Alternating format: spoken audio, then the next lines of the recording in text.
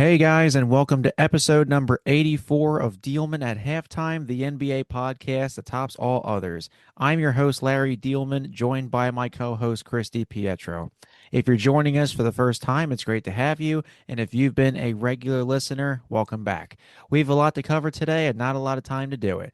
We'll look at a general overview of the NBA this week and then discuss some important topics across the association.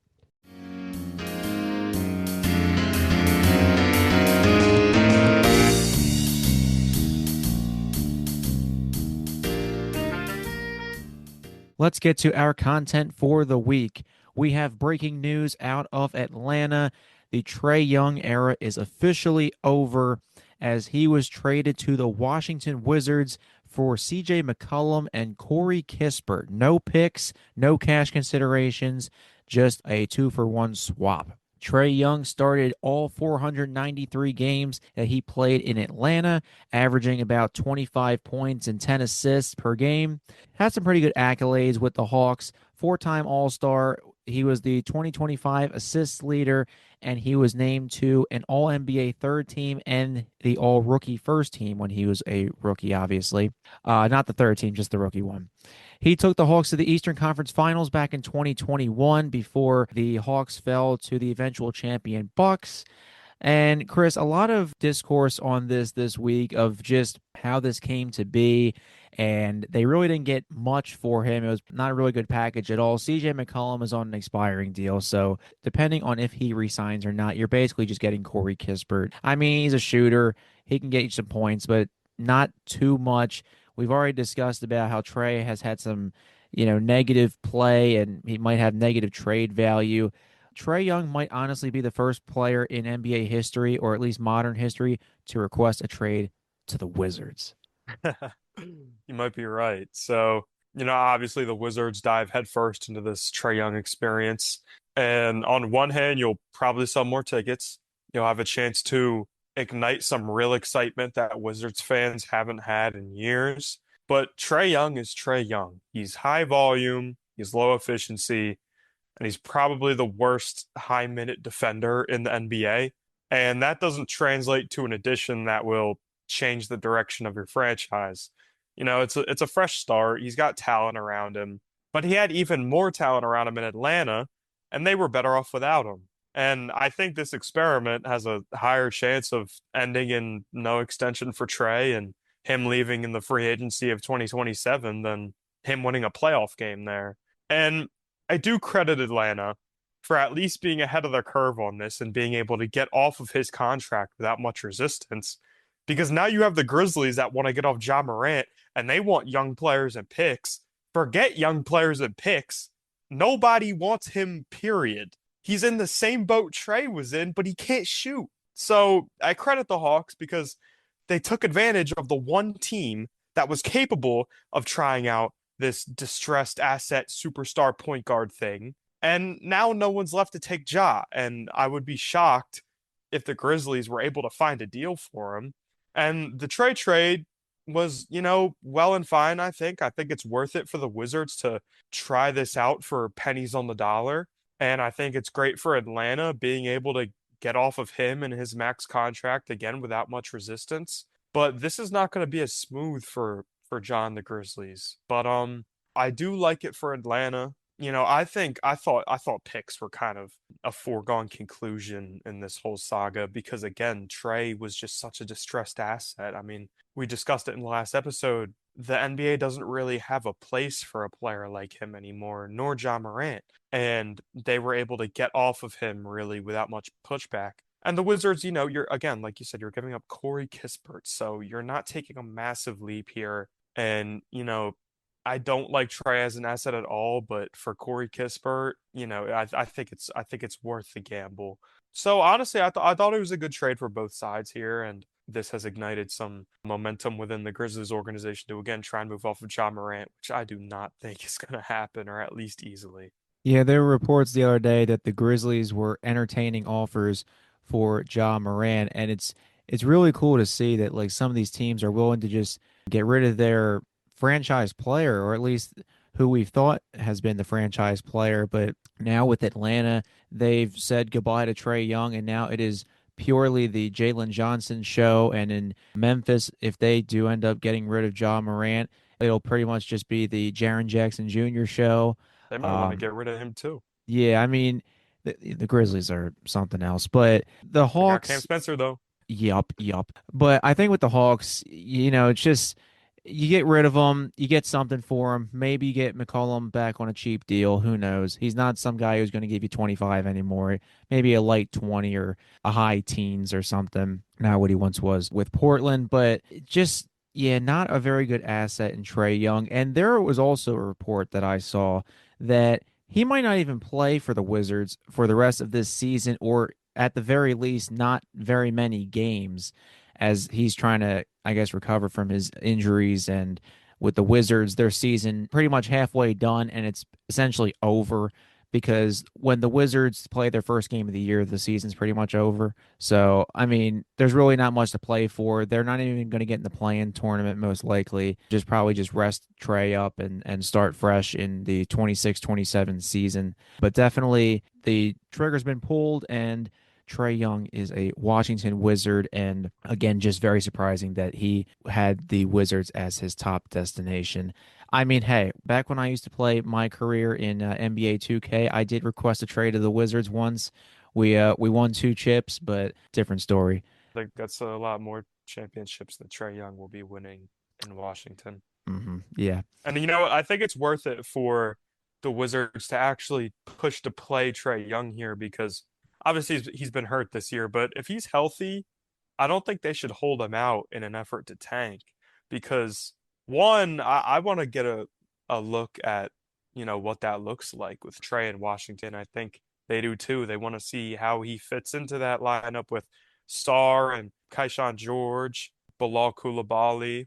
So first Trey off, Johnson. Trae Johnson, he's shooting the lights out right now. It's been awesome to see. So first off, I think they want to see what that looks like. And two, I don't think they're going to be winning very many games, even with Trae Young in the lineup. So I think they can afford to take their chance to see what it looks like there because it's not like you're inserting Steph Curry into this lineup and they might finish the season with 38 wins and screw themselves out of a top five pick.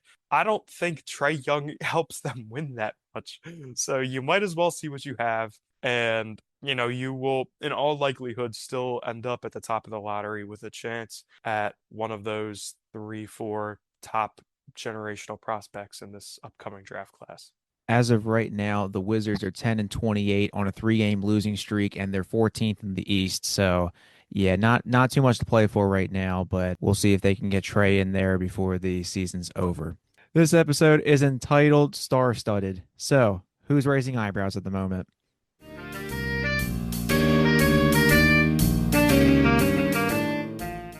All right, so we're getting to that time of year, folks. All-Star Weekend is getting closer and closer, and right now it is just a matter of getting those votes in and deciding who you want to see during All-Star Weekend.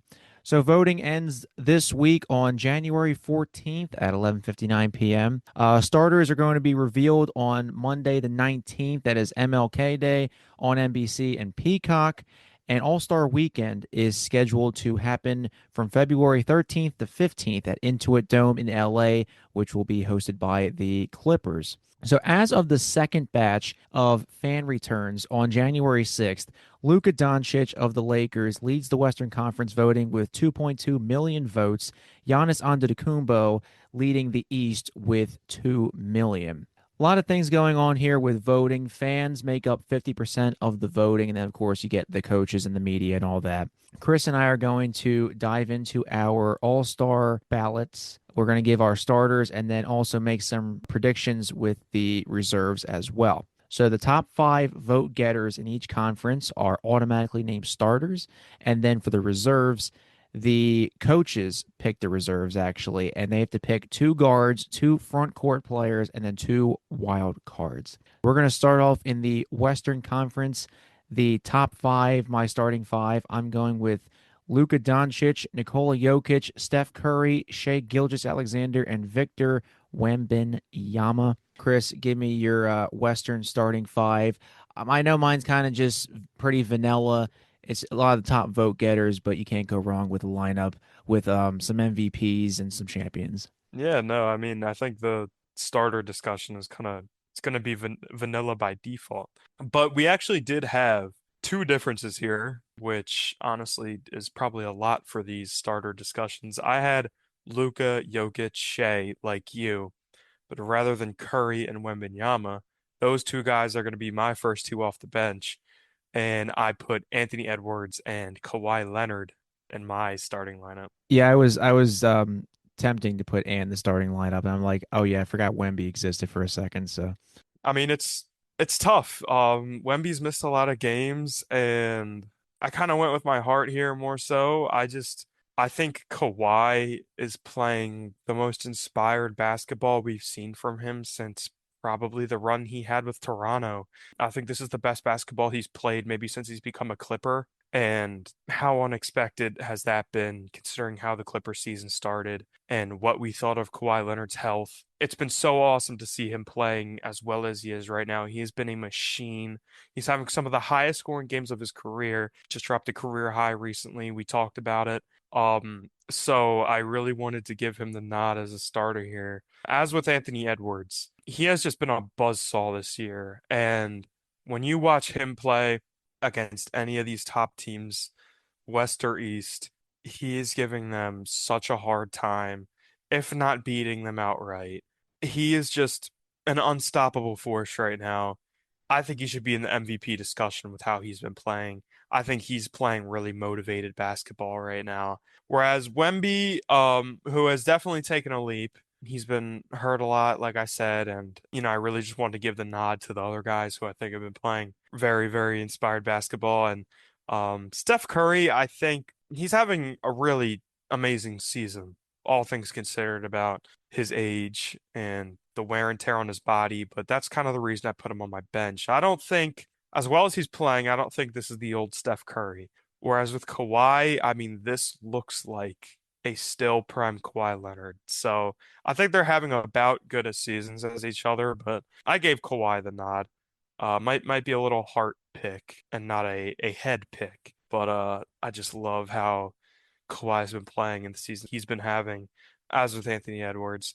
And I'll transition this here into my reserves, and then you can give me your reserves. So my reserves, like I said, Curry, Wemby, Kevin Durant, Sengun, James Harden, LeBron I snuck in there, and Jamal Murray, who's been having just an awesome season. And my first guy out is Denny Avdia. Sorry, but free Gaza. Shout out Jamal Murray, who sneaks in there over him. He's been having such an awesome season. Maybe the best season of his career so far. LeBron, I kind of a large reason I put him in here is because he's LeBron James, and this might be his last season. So, and he's playing great. He's playing great. do you So know do I you had to know put him how in there. do you know how weird it is that LeBron is no longer just a starting shoe-in? Like Right? it's Yeah. at this point It's where he's like barely a reserve, or he might not even like there was like, oh, he might not even be in the All-Star game or something. Like it's just, LeBron used to just be a stamp for the starting lineup, and now it's just like, all right. Or Yeah. I'm maybe we'll looking at give my it to him. notes right now and just seeing him so low on this document is just pretty crazy. But I had to put him in here. Harden, man, he's been having a great season too. As with Kawhi, the Clippers have been playing better lately. Katie and Sengun, I had to throw some Rockets guys on there. And Kevin Durant is just aging like wine. He's still a super high efficient scorer at his age after the Achilles tear. I saw a stat that he's averaging more points per game throughout his career after the Achilles tear, which is just insane. Sengun's taken maybe not as big as a leap as he took last year, but I think he's definitely taken a leap. I think he's been more assertive and more comfortable creating his own shot. They look to him down the stretch a lot, for better and worse, but he's a great player.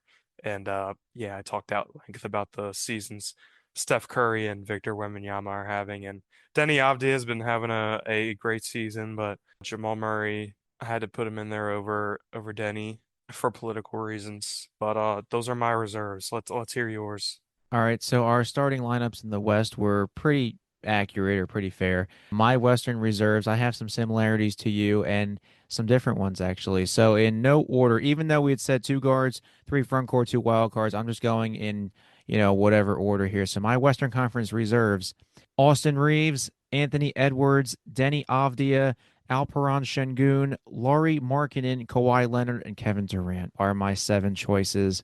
And you pretty much touched up on all the points for Kawhi Leonard and KD and Ant and guys like that, and Şengün. Denny Avdia has had a great season. He's really just exploded onto the scene over in Portland. And you have to think about this too. He's doing this with an interim head coach. We've already talked about how Chauncey Billups got in trouble with the law, with the betting and all that organized crime, but he's doing this under an interim head coach, and he's doing this in Portland where they don't really get a lot of love anymore. Denny Avdia has really done a lot of great things with the Blazers, and just another example of the Wizards wasting somebody's talent and then they go somewhere else and they do good. Austin Reeves, holy cow, what a season he's had, especially with the Lakers missing LeBron for the first chunk of the season since LeBron was dealing with La Sciatica. So he really had to step up with Luka under the second year of JJ Redick, and he has really just shown a lot for Lakers fans.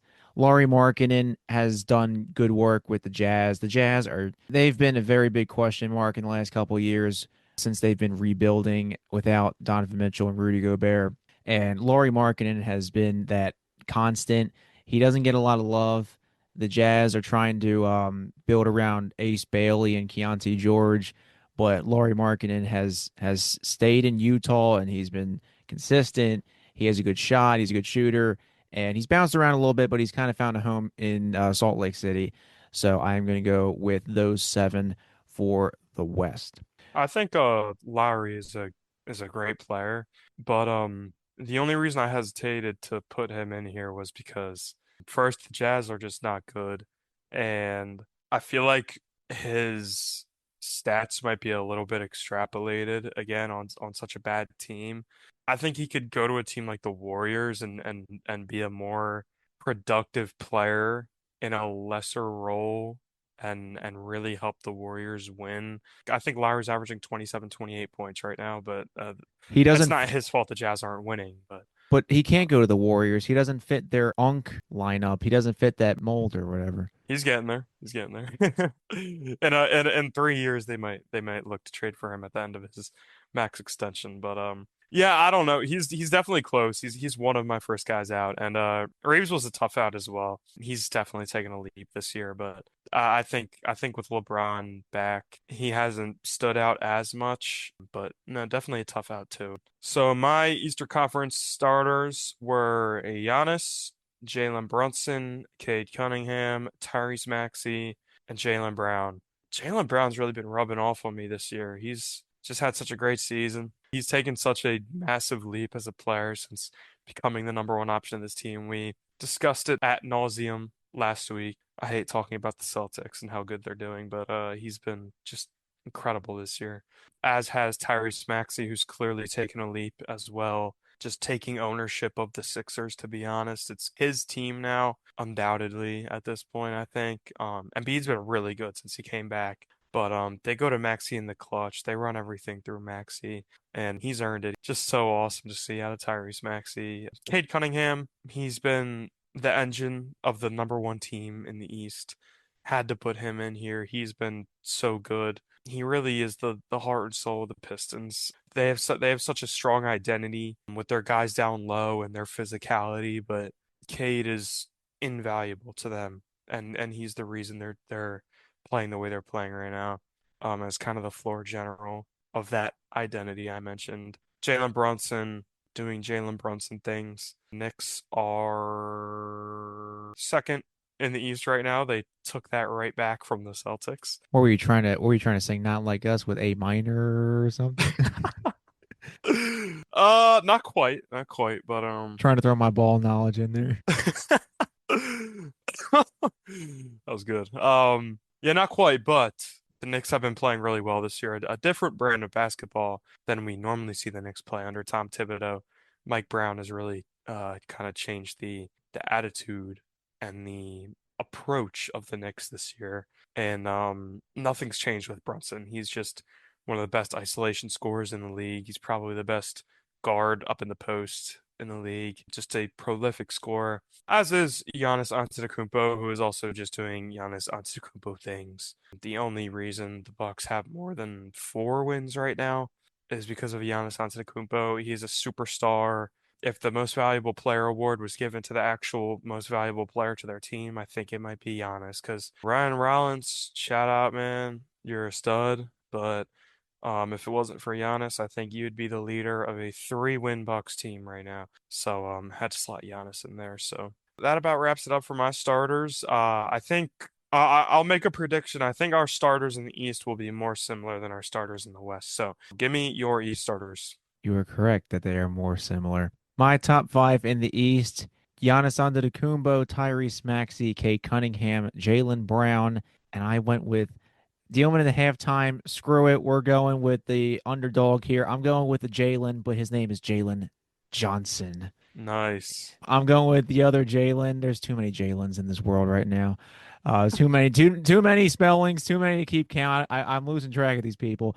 Jalen Johnson of the Atlanta Hawks. He has taken over the Atlanta Hawks organization by storm so much, as we just mentioned a few moments ago, that they traded away Trae Young and finally pulled that trigger. He's almost averaging a triple double, like low key. He's averaging like 24, 10, and 8 or something. He's been absolutely incredible. And he's just been on a different level. Not like maybe Giannis just yet, not on that kind of level, but he is ascending in ways that we probably did not predict out of him, and he will be leading that young Hawks team, hopefully out of the play-in tournament, also known as the Hawks, Bulls, and Heat Invitational, sometime in the next year or so. So those are my five. We've covered a lot of those points. Tyrese Maxey, it's his team now with the 76ers. Jaylen Brown has been absolutely disgusting with the Celtics. Cade Cunningham leading the Pistons. And Chris, I think the reports are getting a little more frequent now about potentially the return of Jason Tatum, and it could be soon. And if he returns, especially before their playoff push, GG to the Eastern Conference, because it might be over. It might be. Because I don't know if the Pistons are going to hold their lead. Maybe they will, but if the Celtics can keep chugging along, and if Jason Tatum gets in there, kiss your playoff hopes goodbye, because the Celtics are probably going to crush them. All right, moving over to the Eastern reserves. Again, going just kind of in a random order here. I am going with Donovan Mitchell, Jalen Brunson, Brandon Ingram, Carl Anthony Towns, Michael Porter Jr., Norman Powell, and LaMelo Ball. Jalen Brunson obviously being one of the first people off the bench, because he's usually a starter, but in this scenario I went with Jalen Johnson. So Jalen Brunson would probably be the sixth man there. A lot of these guys have either just been constants in their careers, or they've just made a really nice leap. Donovan Mitchell obviously has had some nice seasons with the Cleveland Cavaliers, despite their down year this year. Brandon Ingram has really showed out in Toronto. Seems like he's embracing this role. Carl Anthony Towns, obviously a great compliment and a great trade that the Timberwolves made about a year or so ago. Michael Porter Jr. has really reintroduced himself to the league after being exiled by the Denver Nuggets. And of course, in Brooklyn, you can kind of just pretend like you're balling at the park or something. No expectations. You can just chuck up 25 points, and you're good. Just ask Cam Thomas. Norman Powell he's been good for the Clippers, but now with the Heat, he is really showing that they can maybe make something of him post Jimmy Butler. And LaMelo Ball, I decided to add another guard in there. I know the Hornets aren't really good right now, but I'll give LaMelo some love. He's been made of glass his entire career, so those are my Eastern reserves. Pretty similar East reserves over here, with a couple exceptions. I had Donovan Mitchell, Carl Anthony Towns, Jalen Johnson. Did you have Scotty Barnes? Ingram, but no Scotty. Wow. Wow, Larry. I don't know about that, Larry. I don't know about that. That's Scotty's team, Larry. I mean, would you like to atone for this? Help me understand. Who are your other ones before we go back to that one? Okay, I had Franz. Did you have Franz? Nah, Okay. I'm cheesing right now, aren't I? Okay, I had Franz. Did you have Embiid? Nah. I had Michael Porter Jr. as my last. First guy out, Norm Powell. Okay. Can we establish something? This is Scotty Barnes, Toronto Raptors. Yes. Okay. Uh-huh. Shout out Brandon Ingram. Brandon Ingram's been awesome. He's had a cool little resurgence here in Toronto. It's nice to see him have a big role on a winning team. I like Brandon Ingram as much as the next guy. This is Scotty Barnes' team. Damn, wait, who'd you have in that I didn't? You had Norm Powell, right? Did I hear that right? Yeah. Who Mitch, else? Mitchell, Brunson, Ingram, Cat, Porter, Norman, and LaMelo. Okay, so you had Norm Powell and LaMelo. I had Scotty and Franz. And then I had Embiid. Who'd you have? That's not Embiid. Cat. I had Cat. I had Mitchell. I had Jalen Johnson. Johnson was in my starters. That's right. Okay. All right. But dude, Franz deserves to be here. He's been a little hurt, but he's bigger for the Magic than Paolo's been. Peanut Butter is having a disappointing season, to say the least. I think he is shooting like Trae Young. He's shooting like Ja Morant. No, he's just been disappointing this year. He's really just a bad jump shooter, and he takes way too many of them. And good things happen for the Magic when Franz Wagner has the ball in his hands. So I put Franz in here, and Joel Embiid, I think, has been so awesome since he's come back and started to play consistently. He honestly is starting to look like some semblance of his old self, and some semblance of an old Joel Embiid is an all-star. I don't care how talented the league is. Embiid has been so great, and I had to throw my boy Michael Porter Jr. in there, playing at the Brooklyn Park, just chucking up shots, having fun, showing that he can be the number one guy on a fun bad team, which probably 50 players could, but it's just so funny to see Michael Porter Jr. doing it. So shout out MPJ. I'm happy for you. Chuck those shots up, young fella. And yeah, first guy out, Norm Powell, he's been awesome. I called it. Jimmy Butler replacement, inadequate one. He's just been so good. He's been having the best season of his career. I would not fight him over MPJ or maybe Embiid. So yeah, that about rounds out my reserves. I've been seeing rumors that Michael Porter Jr. is a pretty good candidate to get traded at the deadline. I mean, you could probably, Warriors. yeah, definitely the Warriors. There's been definitely a lot of Jonathan Kuminga rumors as well. It's no secret anymore that Steve Kerr either hates him or just has no use for him. Where he could, Jonathan Kuminga could probably put up an easy 20 on the Brooklyn Nets. Let's be real here.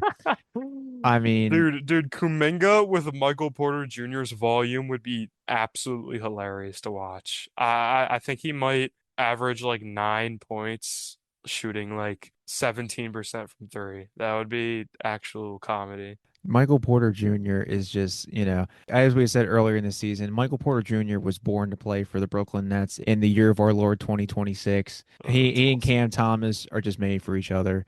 And I think if you're a Nets fan, you look at Michael Porter Jr. and you just say, we're gonna have a good time tonight. Win or lose, we're having a good time tonight versus like Sixers fans where, Man, we want to win. versus Sixers Shh. fans, you lose one game and you want everybody and their mother fired. So those are our Eastern and Western Conference starters and reserves. They will be revealed over the next week or so, and maybe we can come back and compare how good we did.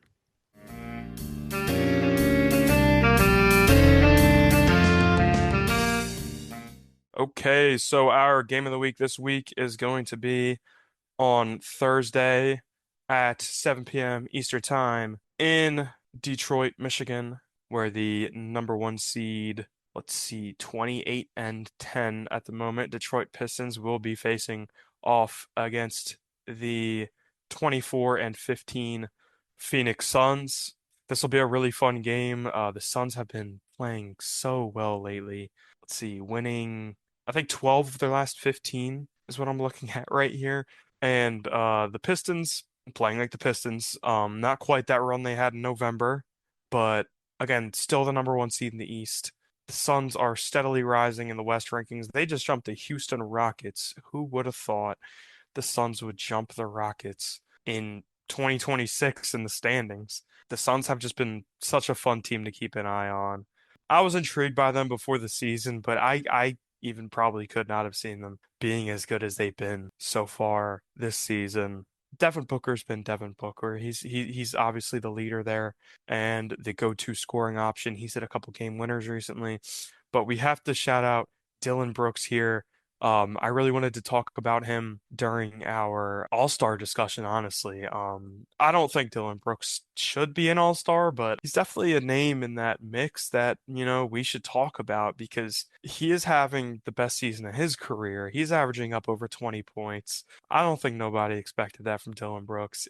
He's been kind of the number two guy here in Phoenix. You see him being the team scoring leader almost just as much as you see Booker these days, which is just it's crazy. Dylan Brooks has just been awesome this season. The Suns, again, with a pretty limited roster after all the turnover they've had in recent years, and Jalen Green's been hurt, but Coach Jordan Ott coming over from Cleveland is really getting things done. He's clearly a good coach in this league, doing what he's doing with this Phoenix Suns team, having them where they're at in the Western Conference. The Detroit Pistons, we've talked about them all year, and they've held a firm grip on the one seed for virtually the entire season.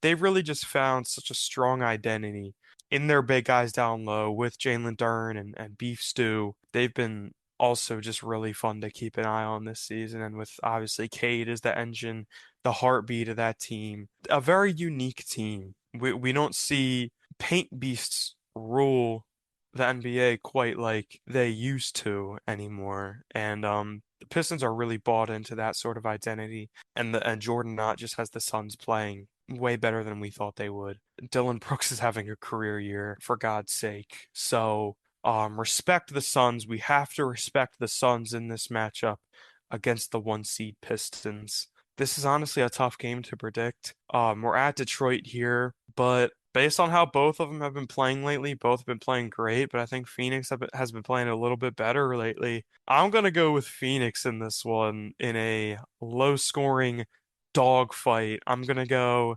with Phoenix 103 to 100, and they will steal one in Detroit here.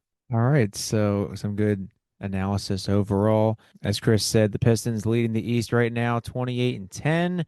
Something that I saw in my research this afternoon, the Clippers have swept the Pistons this season, despite Detroit's great start and the Clippers kind of finding their way back. But I found that to be pretty interesting. Cade Cunningham averaging about 26 and 10 right now. The Pistons have had probably another reason they've been so good is because they've had a pretty consistent starting five throughout the season. Five players on their team have had at least 23 starts. So it's not like they're rotating starters or trying to find their identity or fighting injuries or something. It's been a pretty consistent starting five for them. Duncan Robinson has made a great impact on the Pistons in his first season with Detroit coming over from the Miami Heat. Meanwhile, with the Suns, 24 and 15, sixth in the West, and they got a three-game win streak going. As Chris pointed out, Devin Booker, he has always just been a bucket. Pull up in a mid-range and it's over. Devin Booker just knows how to score the basketball at will. Dylan Brooks has been awesome in his first year with Phoenix, coming over first from the Grizzlies and the Rockets, and now here in Phoenix. And this is without Jalen Green coming over with the Kevin Durant swap. Jalen Green's been battling injury, so he's been basically a non-factor this season. So when they get him back, it's going to be interesting to see how he fits into the team and how they can climb the standings, if at all. I mean, we'll see if they can stay in that 5-6 spot or go even higher, because the Western Conference, the top of the West, it gets really tough to carve a name for yourself or just carve a spot. The Thunder are number one, the Spurs are number two, and then it's just kind of everybody else fighting. And as the Thunder just look down and laugh and say, "Yeah, you guys battle that out. We'll be ready for you when you come visit us in the first round." And Jordan Ott, as you said, what a contribution he's made as the head coach. The Suns have had a lot of turnover the last couple of years with players, with the miserably failed Kevin Durant, Bradley Beal, Devin Booker trio, and now four coaches in 4 years for the Suns. Jordan Ott has made a serious impression with them while the Cavs are suffering. He was I believe, the associate head coach last year with the Cavs, and he leaves, and all of a sudden the Cavs have played like crap in certain instances. So maybe he's one of the reasons the Cavs have kind of suffered this year. And this game right here actually will not be the last that these two see of each other. They will see each other this Thursday, and then 2 weeks from Thursday on the 29th. they will go back to Phoenix to finish out this season series. So they will see each other twice by the end of the month. I am going against the grain here with Chris. I'm going with the Pistons, 119, 111.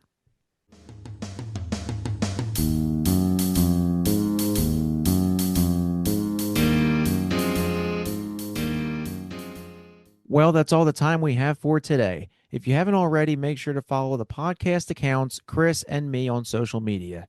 The three podcast accounts on Instagram, TikTok, and X or Twitter are under at Diehlman at half. My personal X and Instagram are at Larry Diehlman. Chris's personal X and Instagram are at Chris Dippy. All seven handles are in the description on Buzzsprout, Spotify, or wherever you get your podcasts. Remember, although you can find Diehlman at halftime on major podcasting platforms like Spotify, Apple Podcasts, Amazon Music, iHeartRadio, and YouTube, the main podcast website is on Buzzsprout. The website URL is dealman@halftime.buzzsprout.com. Feel free to send a comment by using the Send Us a Text button located in each episode's bio. With the exception of Apple Podcasts, the text option is available on Buzzsprout and all the major platforms. Your comment could end up in the fan mail section of the Buzzsprout website. And don't forget to spread the word about Diehlman at halftime. See you next time, fellow Hoops fans.